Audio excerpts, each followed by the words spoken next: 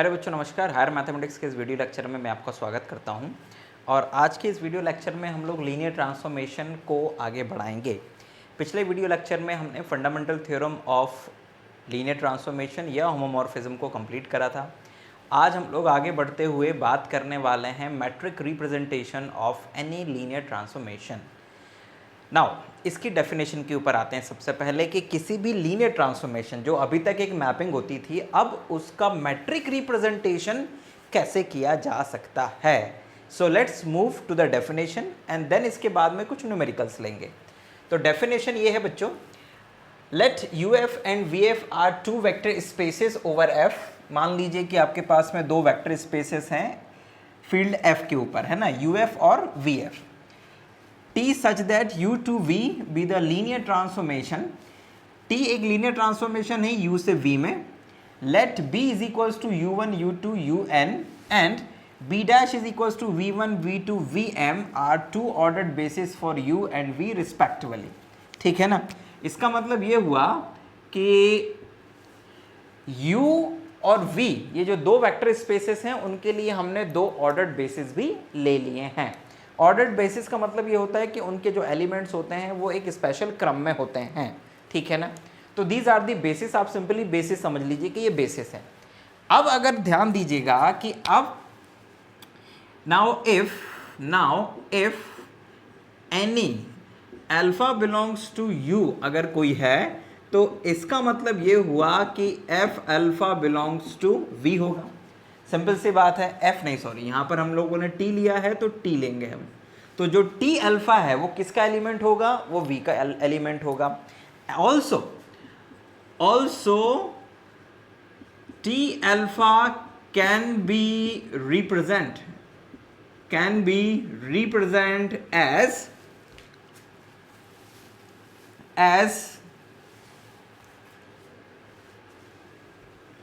can be represented by b dash। और ये भी बात पक्की है क्योंकि जो v है उसका बेसिस क्या है, उसका बेसिस है b dash, ठीक है ना, this is the b dash। तो इट मीन्स दैट कि हर एक एलिमेंट जो कि v का है उसको हम इस b dash के लीनियर कॉम्बिनेशन के रूप में एक्सप्रेस कर सकते हैं यूनिकली, ठीक है ना।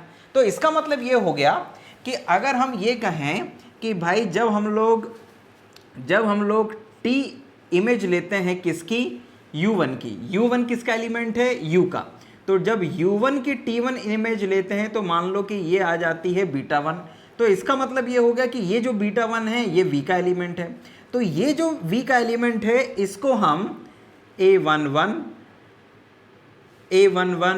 v1 plus a12 v2 plus dash dash a1, कितने एलिमेंट्स हैं इसमें, m एलिमेंट्स हैं। तो a1m vm के लीनियर कॉम्बिनेशन के रूप में लिख सकते हैं। मतलब कि हमने क्या करा, हमने इस बीटा 1 को इस बेसिस के मदद से स्केलर्स के साथ लीनियर कॉम्बिनेशन के रूप में लिख दिया। इसी तरह से मान लीजिए कि tu2 इज इक्वल्स टू आता है b2, तो इसका मतलब हम इसको लिख सकते हैं a21 v1 a22 v2 plus dash dash a2m vm, ठीक है। तो ये हमने बीटा 2 जो कि इमेज है किसकी, u2 की, t लीनियर ट्रांसफॉर्मेशन के रिस्पेक्ट में, उसको हमने इस तरह से लीनियर कॉम्बिनेशन के रूप में लिख दिया, ठीक है ना। इसी तरह से बच्चों जो t u n एलिमेंट्स थे ना उसमें, तो ये जो t u n आएगा इसको आप t u n is equals to मान लीजिए ये बीटा n है and this is equals to, इसको भी हम लोग इसी तरह से एक्सप्रेस कर सकते हैं। सो this is an1 v1 an2 v2 plus dash dash anm vm। तो ये जो आपके सामने आया है बच्चों, ये आपने क्या कर दिया कि जो u का बेसिस था उसके प्रत्येक एलिमेंट को की जो इमेज आ रही थी उसको आपने b डैश जो कि v का बेसिस था उसके एलिमेंट्स की मदद से लीनियर कॉम्बिनेशन के रूप में एक्सप्रेस कर दिया है। इसका मतलब ये हो गया कि हम इस पूरे के पूरे ये जो एक लीनियर इक्वेशन का पेयर बना है, मतलब ये जो सिस्टम बना है, इसको हम इस रूप में भी लिख सकते हैं। कैसे? हम इसको लिख सकते हैं एक मैट्रिक्स फॉर्म में, जहाँ पर लिखेंगे हम लोग TU1 TU2 dash dash dash TUN। Now is equals to, यहाँ पर लिखेंगे हम लोग व्हाट, यहाँ पर हम लोग लिखेंगे A11 A12 dash dash dash A1M, यहाँ पर लिखेंगे A21 A22 dash dash dash A2M, फिर यहाँ पर आएगा बच्चों AN1 AN2 and dash dash ANM, ठीक। और यहाँ पर आ जाएगा आपके पास में V1 V2 and dash dash V, कितने हैं आपके पास में VM, ये आ जाएगा। मतलब आपने क्या किया कि ये जो सिस्टम ऑफ लीनियर इक्वेशंस बन रहा था, आपने इसको एक मैट्रिक्स के फॉर्म में लिख दिया। नाउ ये जो कोफिशिएंट मैट्रिक्स होता है, ये वाला, ये जो कोफिशिएंट मैट्रिक्स होता है, इस कोफिशिएंट मैट्रिक्स का जो ट्रांसपोज होता है, ठीक है ना, अगर इस कोफिशिएंट मैट्रिक्स का जो ट्रांसपोज होता है, उस ट्रांसपोज को ही हम लोग क्या कहते हैं, मैट्रिक्स ऑफ लीनियर ट्रांसफॉर्मेशन, ठीक है। यानी कि the transformation of the transpose of this matrix, यानी कि A11 A12 dash dash A1M A21 A22 dash dash A2M and AN1 AN2 and dash dash ANM। तो ये जो ट्रांसपोज होता है, इस ट्रांसपोज मैट्रिक्स को ही हम लोग कहते हैं मैट्रिक्स ऑफ लीनियर ट्रांसफॉर्मेशन, ठीक है ना। ये ही उस लीनियर ट्रांसफॉर्मेशन का मैट्रिक्स रिप्रेजेंटेशन होता है, और इसको एक्सप्रेस करते हैं हम लोग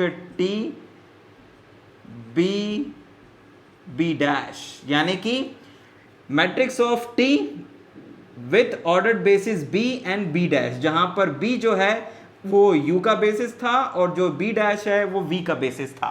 तो इस तरह से हम लोग निकालते हैं। दिस इज द थ्योरम, ये थ्योरम नहीं, डेफिनेशन है ये वास्तव में, कि किसी भी लीनियर ट्रांसफॉर्मेशन का मैट्रिक्स आप कैसे फाइंड करेंगे। तो उसके लिए कुछ नहीं करना है बच्चों, जो भी U का बेसिस होगा, उस बेसिस के लिए आपको पहले उन सब की T इमेजेस फाइंड करनी है, फिर उस इमेज को हम V1 V2 यानी कि जो V है उसके बेसिस के लीनियर कॉम्बिनेशन के रूप में अरेंज करेंगे। मतलब कैसे हम इसे इनके लीनियर कॉम्बिनेशन, इन बेसिस के वेक्टर्स के लीनियर कॉम्बिनेशन के रूप में लिख सकते हैं, उसके लिए हमको ये स्केलर्स फाइंड करना पड़ेगा, और ये स्केलर्स फाइंड करना ही हम लोगों के लिए मेन काम है। जैसे ये स्केलर्स फाइंड करेंगे तो जो भी मैट्रिक्स बनेगा उसका जो ट्रांसपोज होगा वही उस मैट्रिक्स का मैट्रिक रिप्रेजेंटेशन होगा। So this is the definition. और अगर आपके पास में जो लीनियर ट्रांसफॉर्मेशन है वो किसी वेक्टर स्पेस VF से वेक्टर स्पेस VF पर है, तो जो matrix of linear transformation T बनेगा उसको नॉर्मली TB से डिनोट किया जाएगा, या इसको कभी कभी T और ब्रैकेट B से भी डिनोट किया जाता है, मतलब इस तरह से। इसके अलावा एक जो वर्ड आपको बार बार मिलेगा या देखने को मिलेगा कि आपको यहाँ पर कभी कभी VNR इस तरह से वेक्टर स्पेस मिल सकता है। यहाँ n की जगह पर 1 2 3 कुछ भी हो सकता है। फॉर एग्जांपल मान लीजिए यहाँ पर 2 है, ये 2 है, तो इस V2R के लिए कभी कभी एक स्टैंडर्ड बेसिस वर्ड नाम आएगा। तो इस V2R के लिए जो स्टैंडर्ड बेसिस होता है, V2R का मतलब जिसका प्रत्येक एलिमेंट 2 टपल के फॉर्म में हो। 2 टपल मतलब 2 डायमेंशनल स्पेस का एलिमेंट हो, 2 डायमेंशनल कोऑर्डिनेट प्लेन का एलिमेंट हो। तो उस केस में इस V2R का जो स्टैंडर्ड बेसिस होता है वो होता है 1 0, 0 1, ठीक है ना। अगर कहीं नहीं लिखा होगा तो इस V2R का स्टैंडर्ड बेसिस ये लिया जाएगा। V3 जो R होता है उसका स्टैंडर्ड बेसिस लिया जाता है 1 0 0 0 0 1 0 और 0 0 1, ठीक है। ये किसका स्टैंडर्ड बेसिस होता है? ये होता है V3R का। ऐसे ही V4R का जब स्टैंडर्ड बेसिस की आप बात करेंगे तो वो होगा 1 0 0 0, मतलब उसका प्रत्येक एलिमेंट 4 टपल के फॉर्म में होगा और बारी बारी से ऑर्डर्ड बेसिस बनेगा वो, उसमें पहले 1 होगा, फिर 0, फिर अगले वाले में 0 1 0 0, फिर अगले वाले में 0 0 1 0, फिर लास्ट वाले में होगा 0 0 0 1। तो इस तरह से किसी भी vector space, n dimensional vector space के स्टैंडर्ड बेसिस को बनाया जा सकता है। या तो वो आपसे स्टैंडर्ड बेसिस के रिस्पेक्ट में मैट्रिक्स रिप्रेजेंटेशन फाइंड करने को कहेगा, या फिर जिस भी बेसिस के रिस्पेक्ट में उसे मैट्रिक्स बनवाना होगा आपसे, वो बेसिस दे देगा। तो फिर आपको वही बेसिस यूज करना है। अगर लीनियर ट्रांसफॉर्मेशन एक मैट्रिक्स से उसी वेक्टर स्पेस से उसी पर है, तो दोनों केस में मतलब यहां पर भी वही बेसिस यूज होगा और यहां पर रिप्रेजेंट करने के लिए भी वही बेसिस यूज होगा। उसके लिए फिर अलग से कोई बेसिस की जरूरत नहीं पड़ेगी। दो बेसिस की जरूरत केवल तब पड़ेगी जब आपके पास में दो वेक्टर स्पेसेस हों या दिए हुए हों। ये तो थी बच्चों थ्योरी कि कैसे किसी भी मैट्रिक्स को फाइंड किया जाता है with respect to any linear transformation. अब आइए आगे बढ़ते हैं और कुछ न्यूमेरिकल क्वेश्चंस लेते हैं इसके ऊपर बेस्ड। हाँ भाई, इस क्वेश्चन को लेते हैं और ये क्वेश्चन अपने आप में बड़ा ही मज़ेदार क्वेश्चन है, क्योंकि इसमें आपको काफ़ी कुछ सीखने को मिलेगा। आपके पास में एक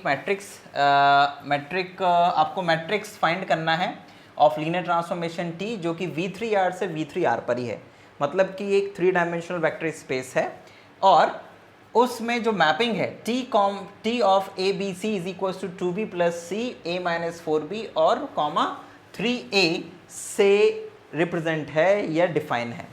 आपको दो मैट्रिक्स फाइंड करने हैं।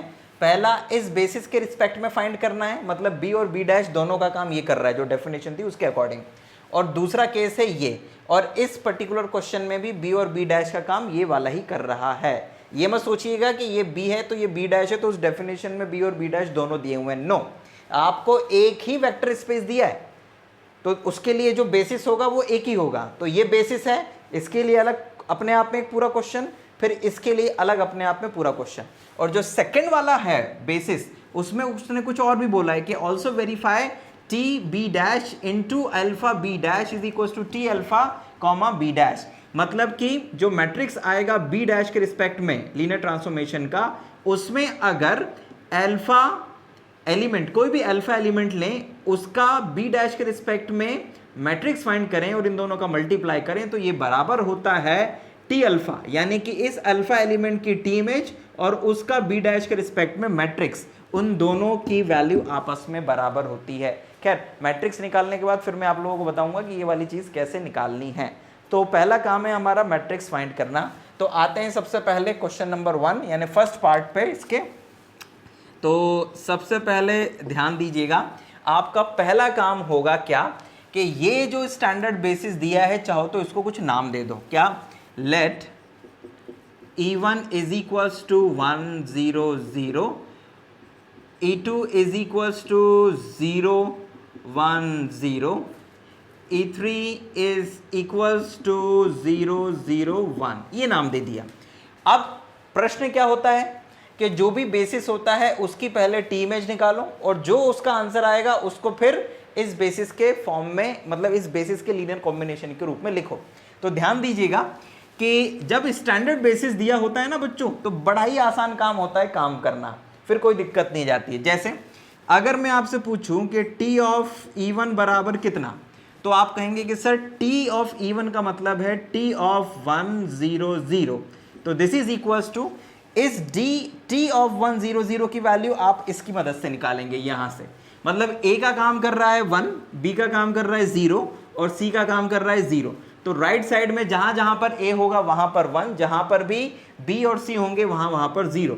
तो मतलब उसको आप लिखेंगे क्या, पहले वाले में बी और सी 0 है तो यहां पर तो आ गया 0, फिर दूसरे वाले में ए की जगह 1 है तो यहां आ गया 1, तीसरे वाले में 3 है तो यहां पर आ गया 3, ए की जगह पर 1 लिखने के बाद में। तो मतलब T image of E1 is equal to 0 1 3। अब अगर मैं आपसे पूछूं कि 0 1 3 को हम 1 0 0 प्लस 0 प्लस 0 1 0 प्लस 0 प्लस 0 0 1। अब ये बताइए कि इस पॉइंट को इन तीन पॉइंट्स या वेक्टर्स के लीनियर कॉम्बिनेशन के रूप में कैसे लिखा जा सकता है। मतलब हम यहाँ पर क्या लिखें कि जब इन सब को ऐड करें, उनको मल्टीप्लाई करने के बाद में तो ये आ जाए। तो भाई सिंपल सी बात है, हमारे पास यहाँ पर तो कुछ है नहीं है, यहाँ पर पहली पोजीशन यानी जो फर्स्ट टपल है एक्स कोऑर्डिनेट है, यहाँ पर कुछ नहीं है, तो मतलब हमें इस एक्स कोऑर्डिनेट की ज़रूरत नहीं है, तो यहाँ पर तो आप लिख दीजिए 0। अब सेकेंड कोऑर्डिनेट 1 है, तो हमें ये सेकेंड कोऑर्डिनेट चाहिए, मतलब यहाँ पर हम लोगों को ज़रूरत है 1 की, तो 1 लिख दिया। और थर्ड कोऑर्डिनेट 3 है, तो यहाँ पर लिख दिया हमने 3। तो ये हमारे पास में आ गए। अब आप जब इनको मल्टीप्लाई करके पूरे को ऐड करेंगे तो वापस ये आ जाएगा, क्योंकि भाई इसमें 0 का मल्टीप्लाई किया तो सबको 0 कर देगा, इसमें 1 का मल्टीप्लाई किया तो ये और ये तो 0 रहेंगे, केवल ये बदलेगा तो ये 1 ही रहेगा, और इसमें 3 का किया तो ये और ये तो 0 रहे, ये 3। तो मतलब कि स्टैंडर्ड बेसिस जब होता है ना, तो कुछ नहीं करना होता, जो भी ये कोऑर्डिनेट्स होते हैं उसको स्टैंडर्ड बेसिस के साथ में 0 1 3 के फॉर्म में ऐसे लिख दीजिए, तो इनको ऐड करने के बाद में यही आ जाएगा। अब इसी तरह से मैं आपसे पूछूं कि t ऑफ E2 बराबर क्या आएगा, यानी कि t ऑफ 0 1 0, तो मतलब b की जगह पर 1 लिखना है, a और c 0 करना है। तो जब वहां पर आप b की जगह पर 1 लिखेंगे तो यहाँ पर आएगा 2, ठीक है, पहला कोऑर्डिनेट। फिर आप b की जगह पर वहाँ पे कितना लिखेंगे, 1 लिखेंगे, तो यहाँ पर आ जाएगा -4। और जब आप वहाँ a की जगह 0 लिखेंगे तो ये आ जाएगा 0, क्योंकि b की जगह पर आपको लिखना था बस केवल a और c, तो 0 0 थे, तो आपके पास ये आ गया। अब 2 - 4 0 को कैसे लिख सकते हो, इसको लिख सकते हो 2 × 1 0 0, और -4 है तो यहाँ पर लिखोगे -4 0 1 0, और प्लस यहाँ थर्ड कोऑर्डिनेट कुछ भी नहीं है, मतलब कि यहाँ पर आएगा 0 × 0 0 1। तो ये आपने 2 - 4 0 को इस तरह से लिख दिया। अब आते हैं थर्ड के ऊपर, t of E3। Now E3 यानी कि t ऑफ 0 0 1, यानी c की जगह पर लिखना है आपको 1, a और b 0, तो c की जगह पर 1 लिखेंगे तो पहले आएगा 1, फिर वहाँ पे लिखेंगे a और b दोनों 0, तो ये 0 और ये भी 0, तो आपके पास में ये आ गया। अब इसको आप कैसे लिखोगे, तो इट इज़ 1 × 1, 0, 0 प्लस 0 × 0 1 0 प्लस 0 × 0 0 1, ठीक है। अब ज़रा ध्यान दीजिएगा कि ये जो t का मैट्रिक रिप्रेजेंटेशन है, इसको बनाने के लिए कुछ नहीं, this one this one this one this one this one this one this one this one this one, इसको एक कॉलम में रूप में लिख दीजिए, इन सभी को कॉलम बना दीजिए एक पहला, इसको एक कॉलम के रूप में लिख दीजिए, और इन तीनों एलिमेंट्स को एक कॉलम के रूप में लिख दीजिए। इसका मतलब ये हुआ, so therefore matrix of T corresponding to B is T B is equals to, इसको हम लोग कभी कभी ऐसे भी लिखते हैं, T of B, मतलब matrix of T with respect to B is equals to, इसको कॉलम के रूप में लिखिएगा, यानी कि 0 1 3, फिर यहाँ पर 2 - 4 0, 2 - 4 0, और ये आ जाएगा आपका 1 0 0, यानी कि 1 0 0। तो ये आपका फाइनल आंसर हो गया। ये वो मैट्रिक्स आया है T का, जो कि इस स्टैंडर्ड बेसिस B के रिस्पेक्ट में निकाला गया है। समझ आई कि नहीं बात? इस तरह से किसी भी मैट्रिक्स को फाइंड किया जाता है किसी लीनियर ट्रांसफॉर्मेशन के लिए। तो ये तो बहुत आसान सा लॉलीपॉप क्वेश्चन था। अब थोड़ा सा आगे बढ़ते हैं, और ये जो B डैश है, जो कि स्टैंडर्ड बेसिस नहीं है, इसके लिए हम लोग क्या निकालेंगे, मैट्रिक्स निकालेंगे, बिकॉज असली एक्सरसाइज तो इसी क्वेश्चन में होने वाली है। सो आइए ज़रा इस क्वेश्चन को करते हैं। अब आइए ज़रा सेकंड वाले पार्ट को करते हैं। इसके सेकंड वाले पार्ट को करने के लिए जो सबसे पहला काम हम लोग करने वाले हैं वो ये करने वाले हैं कि इन तीनों एलिमेंट्स के लिए पहले T इमेज फाइंड कर लेंगे, ठीक है ना। तो आपको क्या दिया हुआ है भाई, चूंकि T of ABC is equals to दिया हुआ है 2B + C, A - 4B और 3A। तो इसका मतलब ये हो गया, this implies that T of 1 1 1 is equals to, यानी ए बी सी तीनों के मान 1 1 1 है। So this is equals to यहाँ 1 लिखिए, तो 1 2 इंटू 1 प्लस 1 यानी कि ये 3 हो जाएगा, कॉमा यहाँ पर लिखेंगे हम लोग 1 और 1 तो ये हो जाएगा -3, यहाँ पर 1 लिखेंगे ये भी 3 आ जाएगा। तो t11 इज इक्वल्स टू 3 - 3 3 आ गया। नाउ अब यहाँ पर लिखते हैं हम लोग t ऑफ व्हाट, दूसरा एलिमेंट है 1 1 0, तो मतलब a की जगह 1, b की जगह पर 1, c की जगह 0। तो a की जगह पर 1, b की जगह पर 1, c की जगह पर 1 जब लिखेंगे तो ये c 0, b की जगह पर 1 लिखना है तो ये तो आ गया 2, कॉमा यहाँ पर a की जगह पर 1, b की जगह पर 1 तो ये हो जाएगा आपका -3, ठीक। यहाँ पर फिर a की जगह पर 1 तो ये आ जाएगा 3, क्योंकि केवल c को 0 करना था और c तो a की जगह पर है। फिर निकालेंगे हम लोग t ऑफ 1, अगला एलिमेंट क्या है 1 0 0, तो ये आ गया 0। अब a की जगह पर 1, बाकी जगह पर 0 0 0, तो a की जगह पर 1 तो पहला एलिमेंट तो 0 आ जाएगा, फिर यहाँ पर ये हो जाएगा 1 और फिर यहाँ पर हो जाएगा 3। तो इन तीनों जो एलिमेंट्स थे बेसिस में, उनकी ये इमेजेस आ गई आपके पास में, ठीक। अब ये जो इमेजेस आई हैं इनको हमें इस b डैश के वेक्टर्स के लीनियर कॉम्बिनेशन के रूप में एक्सप्रेस करना है, ठीक है ना। नाउ उसके लिए हम लोग एक फॉर्मूला बना लेते हैं पहले, डायरेक्ट लिखने की कोशिश मत करिएगा अदरवाइज फंस जाएंगे, क्योंकि ऐसे गलती होने की संभावना बढ़ जाएगी। स्टैंडर्ड बेसिस रहता है तो कोई दिक्कत नहीं है, लेकिन अगर आपके पास में स्टैंडर्ड बेसिस नहीं है तो उस केस में एक फॉर्मूला बना लेंगे अपन लोग। हम ऐसे बनाएंगे भाई, मान लीजिए let a, b, c is equals to x into पहला वाला basis 1 1 1 plus y into 1 1 0 plus z into 1 0 0, ठीक है ना।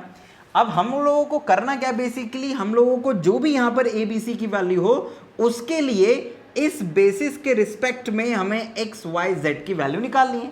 मतलब इस एक्सप्रेशन को हम लोग सॉल्व करते हैं और x is equals to y is equals to z is equals to a b c के टर्म्स में निकाल देते हैं। तो now this is equals to, जब हम लोग इसको सिंप्लीफाई करेंगे तो हमारे पास सबसे पहले आएगा x plus y plus z, first coordinate तो तीनों में है, कॉमा फिर यहाँ पर आएगा x प्लस y, z नहीं आएगा यहाँ पे, और फिर लास्ट में आएगा यहाँ पर हमारे पास केवल x, क्योंकि यहाँ पर z नहीं है। तो हमारे पास में ये तीन चीज़ें आ गई बच्चों। तो इसका मतलब a, b, c बराबर इतना आया। ये भी 3 टपल, ये भी 3 टपल, तुलना कर दीजिए आप।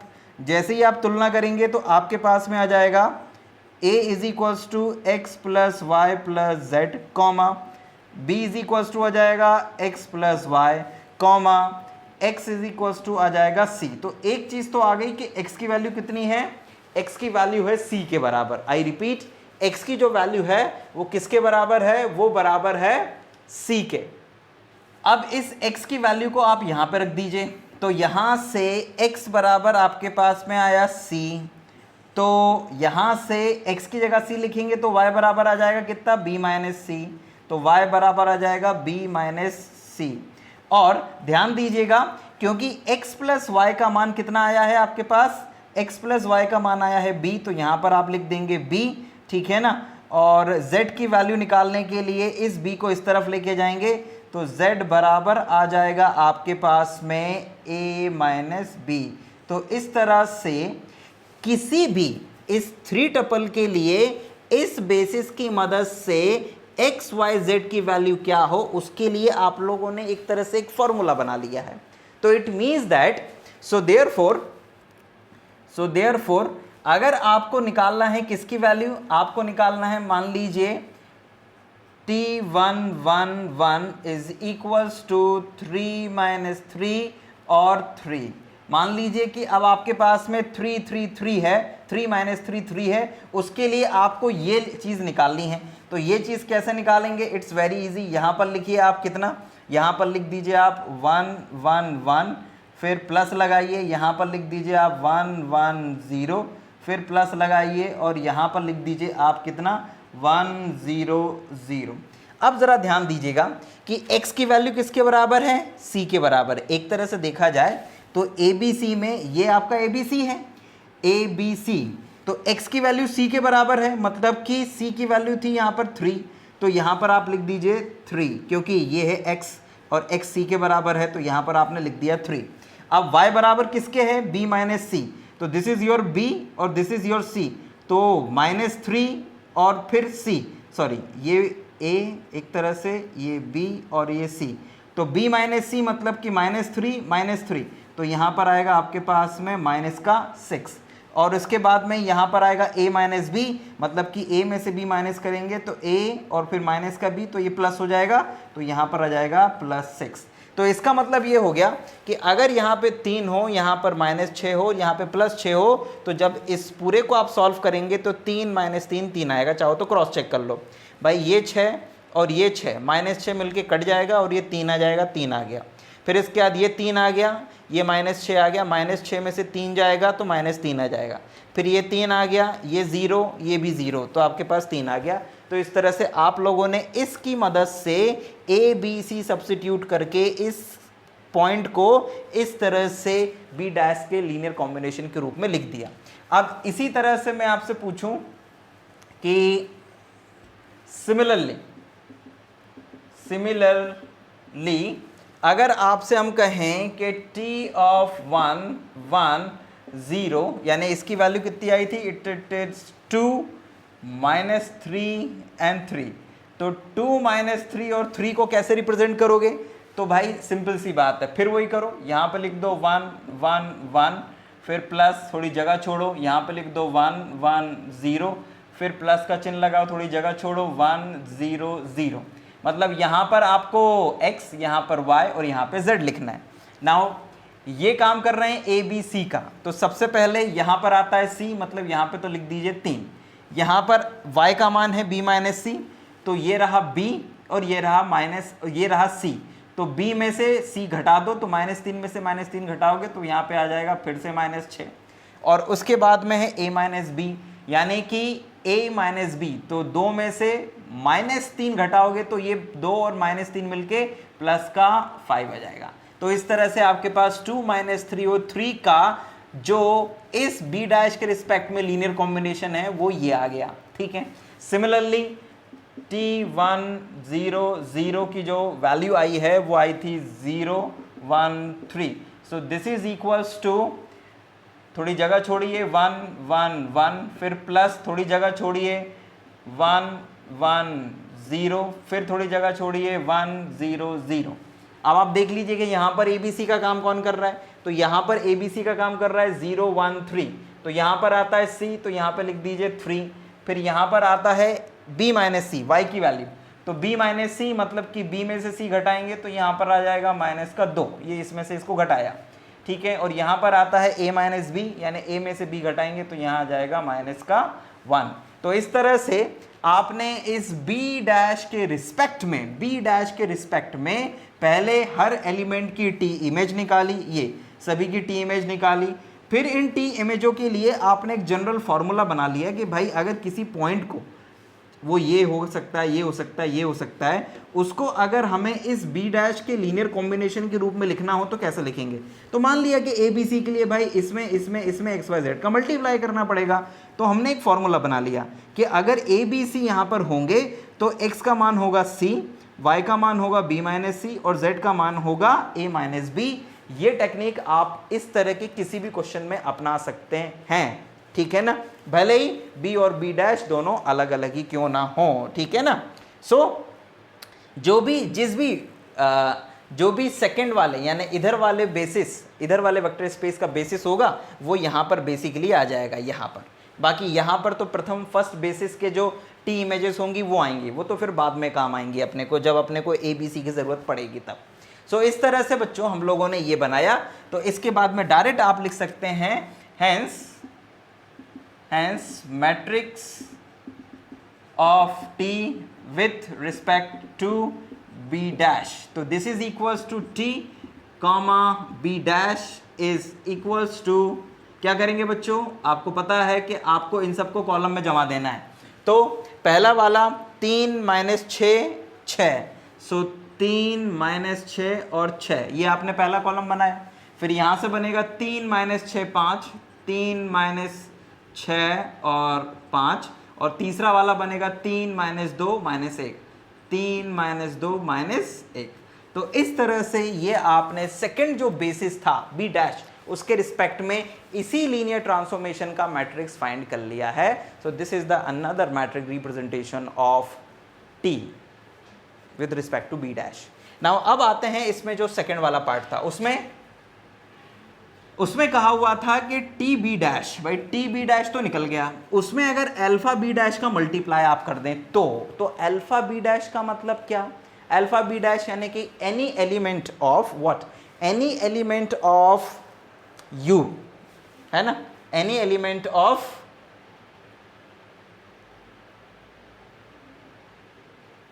any element of this vector space. तो suppose that let alpha is equals to a comma b comma c belongs to v3r, ठीक है ना, v3r,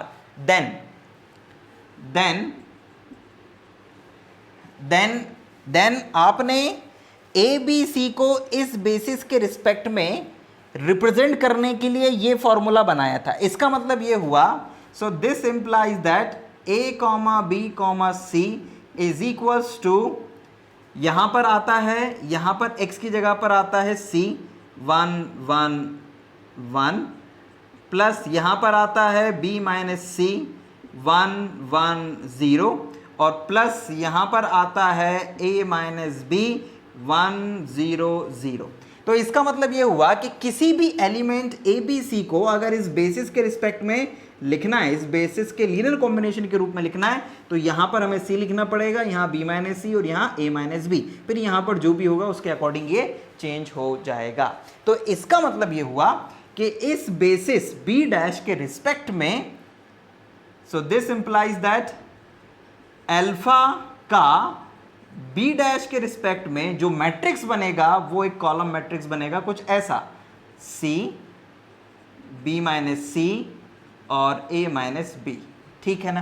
तो ये आपने क्या बनाया, ये अल्फा का b डैश के रिस्पेक्ट में मैट्रिक्स, जब भी किसी भी एलिमेंट का, चाहे भाई यहाँ पर आपने इन एलिमेंट्स के लिए लिया था जो कि टी सम इमेजेस थे किसी की, यहाँ पर ये किसी की इमेज नहीं है, तो इस एलिमेंट का b डैश के रिस्पेक्ट में जो मैट्रिक्स होगा वो ये c b माइनस सी और a माइनस बी होगा।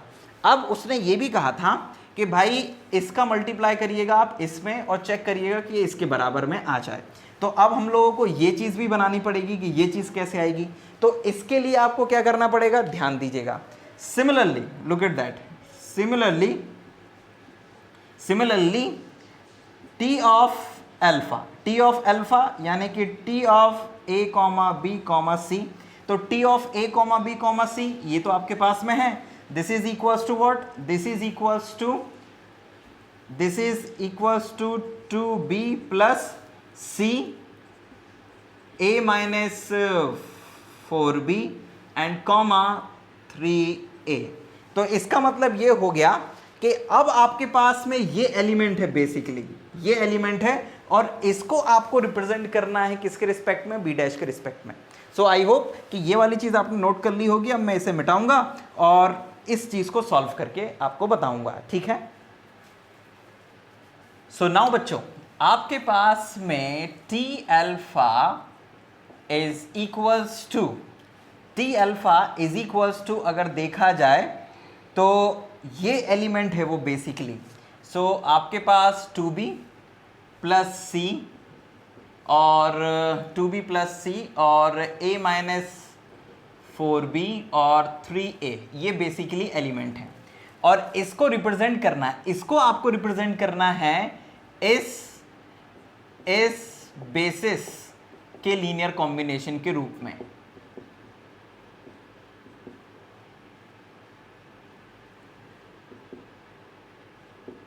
ये इसके लीनियर कॉम्बिनेशन के रूप में एक्सप्रेस करना है। अब जरा ध्यान दीजिएगा कि जब यहाँ a b c था तो यहाँ पर आता था क्या, यहाँ पर आता था c, यहाँ पर आता था b माइनस सी और यहाँ पर आता था a माइनस बी। अभी ये पूरा काम कर रहा है a का, ये पूरा काम कर रहा है b का और ये पूरा काम कर रहा है c का। तो इसका मतलब यहाँ पर आ जाएगा 3a, यहाँ पर आएगा आपका b माइनस सी, मतलब b में से c को घटा दो, तो a माइनस 4b में से आप घटा देंगे 2b प्लस c, तो ये घटेगा बच्चों, तो ये a तो एज इट इज रहेगा, राइट। ये 4b और ये घट जाएगा तो यहाँ पर आ जाएगा 2b, ठीक है, माइनस माइनस थोड़ी ये 6b हो जाएगा बेसिकली, तो ये तो हो जाएगा 6b और ये माइनस का c एज इट इज, मतलब यहाँ पर आएगा आपका a माइनस 6b और माइनस का c, ये ब्रैकेट क्लोज।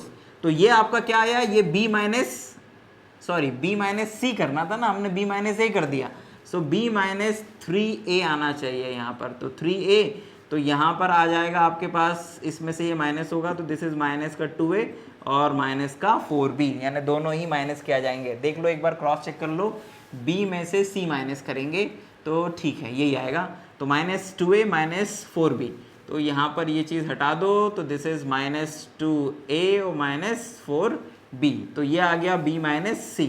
अब आपको यहाँ पर लिखना है a माइनस b, तो a माइनस बी लिखने के लिए आप a में से b घटा दो, यानी कि 2b plus c minus a और प्लस 4b, है ना, ये आपने घटा दिया, ये यहाँ माइनस लगाओ तो ये माइनस यहाँ पे बना रहेगा। तो भाई 2b में से ये प्लस 4b, तो ये तो हो गया माइनस का a माइनस प्लस का 2b और ये प्लस का 4b, तो ये हो जाएगा प्लस का 6b और ये प्लस का c, मतलब यहाँ पर आ जाएगा आपके पास में, इस चीज़ को अपन यहाँ लिख देते हैं बिकॉज जगह की ज़्यादा ज़रूरत है, माइनस a प्लस 6b और प्लस c, ये ब्रैकेट क्लोज। मतलब कि इस एलिमेंट को इस बेसिस के लीनियर कॉम्बिनेशन के रूप में लिखने के लिए आपको ये x का काम करेगा, ये y का और ये z का। तो इसका मतलब ये हो गया, दिस इंप्लाइज दैट के t अल्फा का matrix representation with respect to b dash is equals to कितना आया है, this is equals to 3a minus 2a minus 4b minus a plus 6b और प्लस c, ये आपके पास में आया है बेसिकली। नाउ अब आपको जो वेरीफाई करना था उसमें आपको ये करना था, नाउ t b डैश में मल्टीप्लाई करेंगे हम अल्फा b डैश का, तो हमारे पास में जो t b डैश आया था वो आया था 3 3 3 माइनस 6 माइनस 2 6 5 माइनस 1, और यहाँ पर हमारे पास आया था बच्चों अल्फा बी डैश, तो अल्फा बी डैश की वैल्यू आई थी c b माइनस c और a माइनस b। अब इन दोनों का मल्टीप्लाई कर देते हैं बच्चों, तो इन दोनों का जब मल्टीप्लाई करेंगे तो आपको पता है कि इस रो में जब इस कॉलम का मल्टीप्लाई होगा, so this is equals to what, this is equals to 3c and plus 3b minus 3c और प्लस 3a माइनस 3b, ये आएगा बेसिकली, है ना।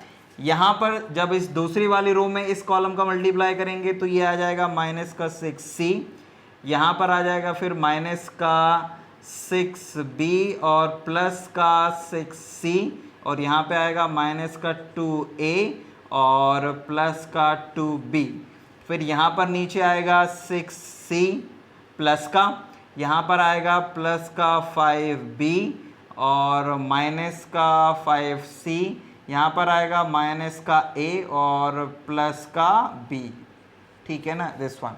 Now this is equals to, इसको सिंप्लीफाई कर लेते हैं, सो ज़रा ध्यान दीजिएगा क्या क्या कट रहा है उसको देख लेते हैं। ये प्लस 3b से ये माइनस का 3b कट जाएगा, ये प्लस 3c से ये माइनस का 3c कट जाएगा, तो आपके पास यहाँ पर तो आ गया केवल 3a।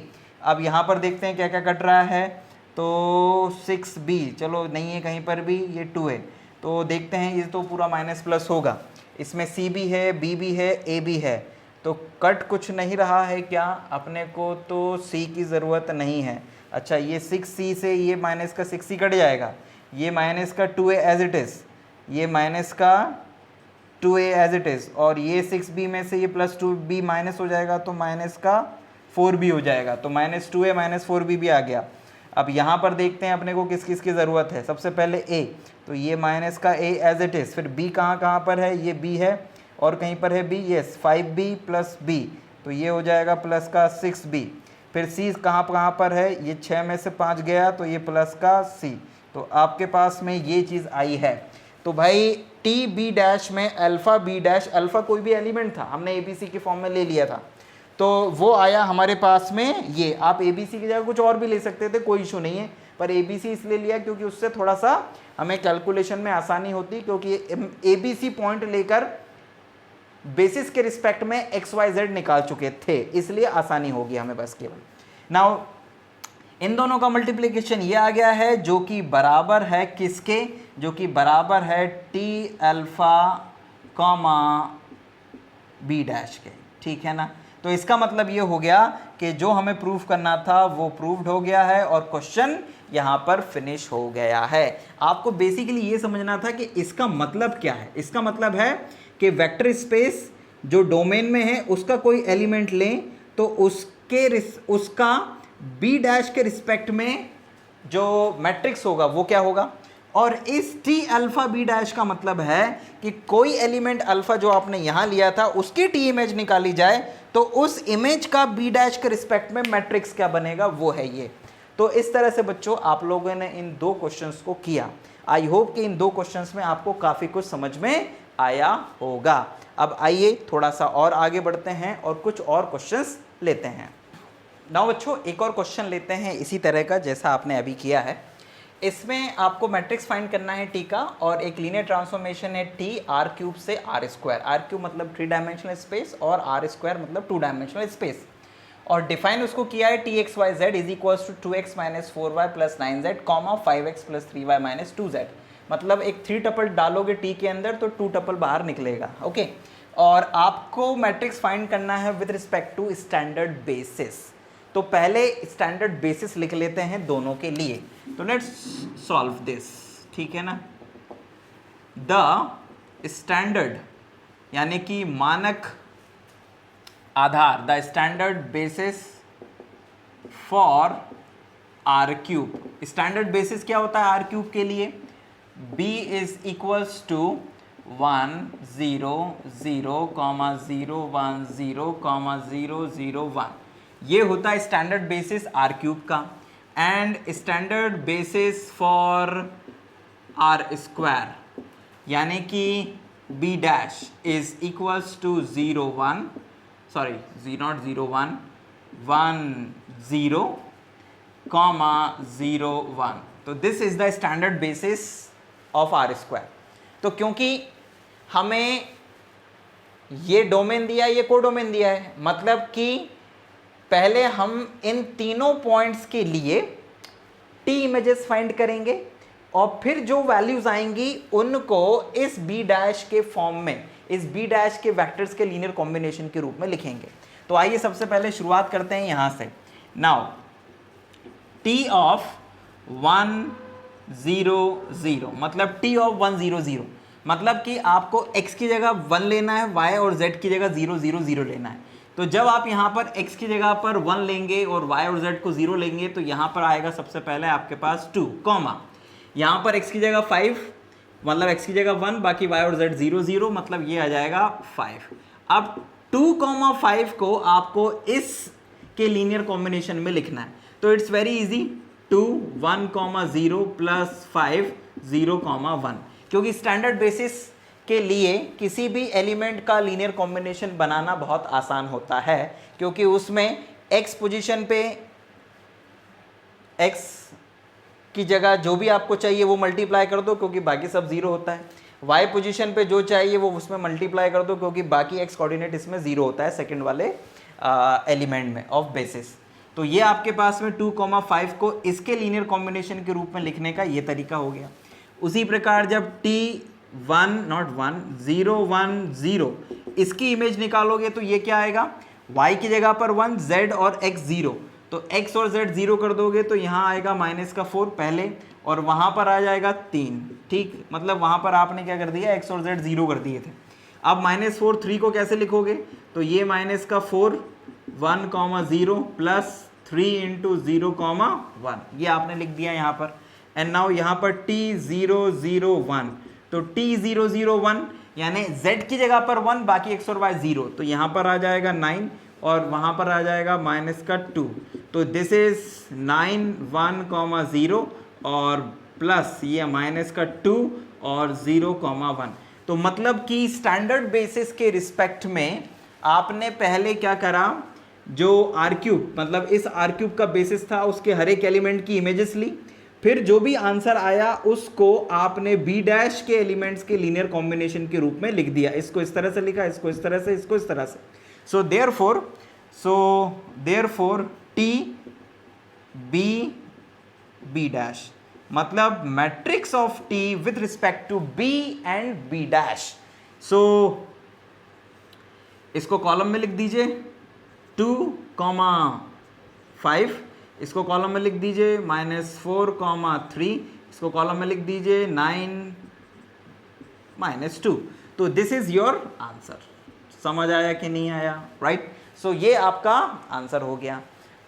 अब matrix representation of any linear transformation हम लोगों ने काफ़ी कुछ क्वेश्चंस कर लिए हैं और आई होप कि आपको ये समझ में आ गया होगा कि कैसे हमें किसी भी मैट्रिक्स रिप्रेजेंटेशन को फाइंड करना है किसी भी लीनियर ट्रांसफॉर्मेशन के लिए।